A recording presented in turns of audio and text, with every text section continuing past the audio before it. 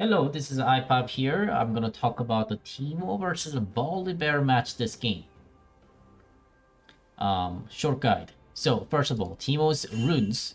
I take a Phase Rush, Nimbus Clock, and Celerity for move speeds, and Scorch for a poke damage, Ravenous Hunter for sustained chip shot for poke damage again, and the rune stats is 10% attack speed, 9 ability power, and 6 armor. It looks pretty much exactly the same. The only difference is that I got a 6 armor instead of HP because the Volibear does land somewhat poke damages to the Teemo with using his passive. So this game, we have a Zac jungle that's starting from red, so he's gonna clear red and go to the blue side. And they have Elise jungle. Elise jungle can gank the top even as a level 2. So I'm playing really safe. I'm not trying to push at all because they have Elise jungle. Elise jungle is very strong in the early game. Well, I also start with the... See, I just placed the wall right there on the 230 because I'm scared of Elise. I started with the Doran's Ring this game because I wanted to poke him down. I could either start with the Doran's Ring or Boots. If I want to play a little bit safer, then I can start with the Boots. But I decided to go with the Doran's Ring. I just missed a Canopy in there. So now Elise is coming around the top side? No, not sure. I have no idea where Elise is, but I know that she can definitely come through this traverse, which she is doing it right now. And so I go invisible inside the bush. And this is a Katarina's teleport from our side. She jumps in, she gets stunned by a Volibear, but she goes on a Volibear. And I flash in and finish him off. So Cat finish him off. Right here I made a mistake. After Cat died from the Elise, I got hit by a Cocoon, which allows the Elise to get out of my killing. So she survived. Now Volibear trying to freeze his wave. I didn't want him to freeze it, so I was trying to push it as fast as possible, but Elise comes once again. Volibear flashes on, stuns me, and I died. Unfortunate. At least I didn't use a 2 potion. Didn't get to waste it. So I got a Boots and Dagger. Usually the junglers, after killing a top laner like that, they go inside the jungle like this. Krug, especially the Krug. So what I do right now is I have no idea where Elise is, but I warded.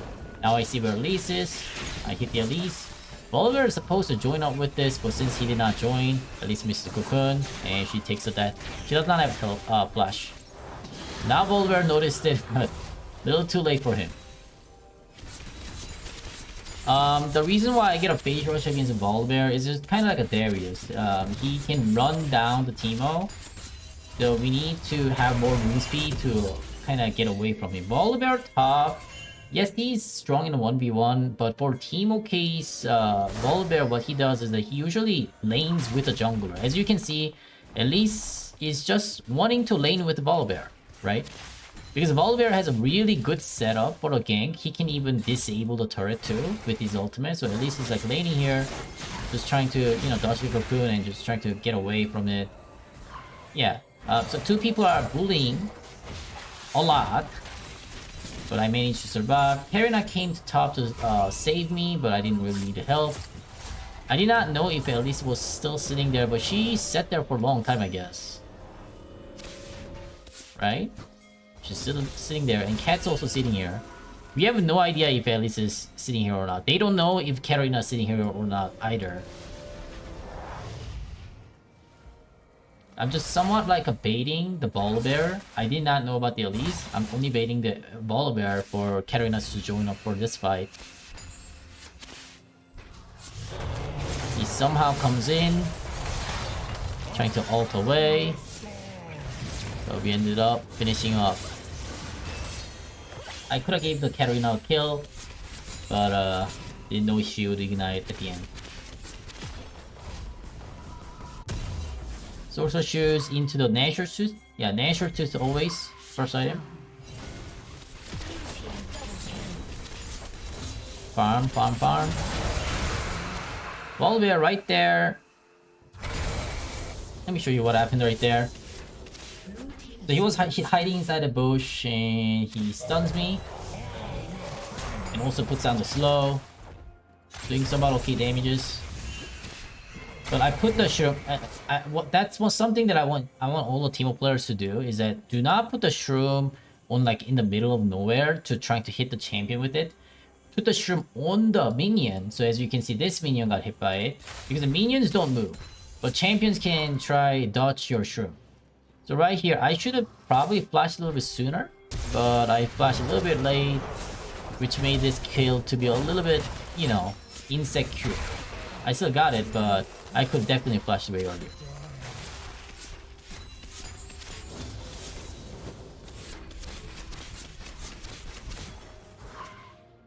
Alright, lost a lot of HP, base, and purchase.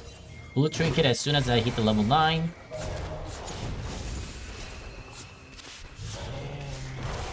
Kite. This is kind of somewhat close to Darius match if you have watched my Darius guide on the last one. Yeah. All the phase rush matches are very similar. It's all about kiting, insane amount of kite, and you just kill them.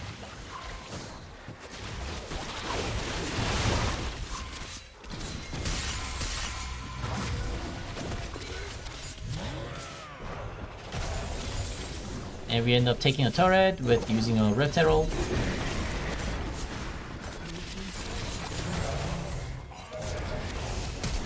Aha, right here. I want to show you guys.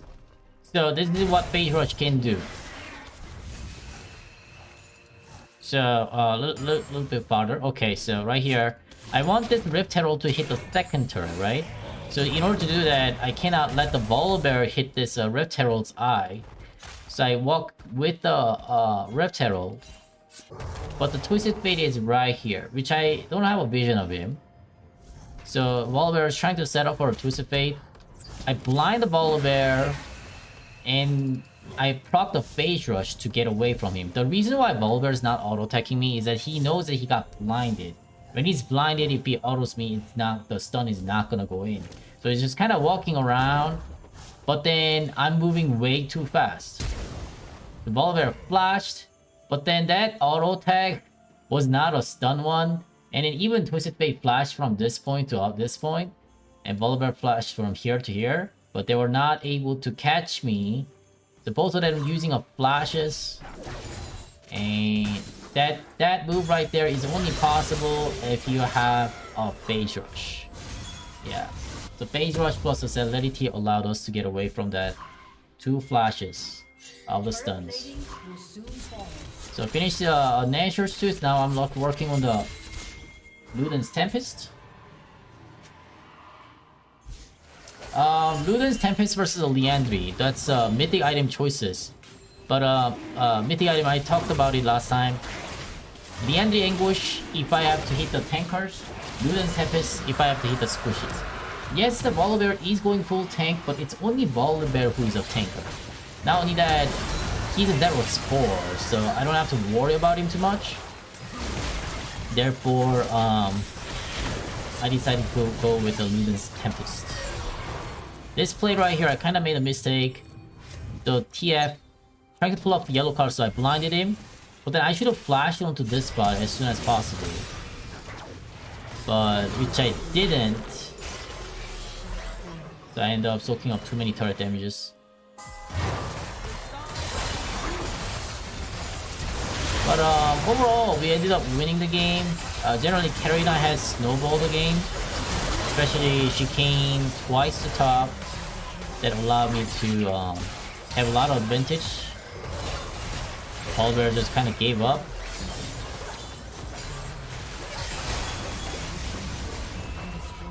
So we ended up, yeah, winning the game. Keep farming. Fights happening here and there. Yeah. So we casually just won the game. Elise has spent quite a bit of time in the top for first about 6 minutes. But that didn't give Volibear too much lead. Even Elise didn't get that much lead either. It ended up wasting a lot of time. So that's what I think Teemo can do, like basically making their top laner and jungler behind when they're camping the top. As long as you're not dying like too easily from the jungle's gank, and it's all good.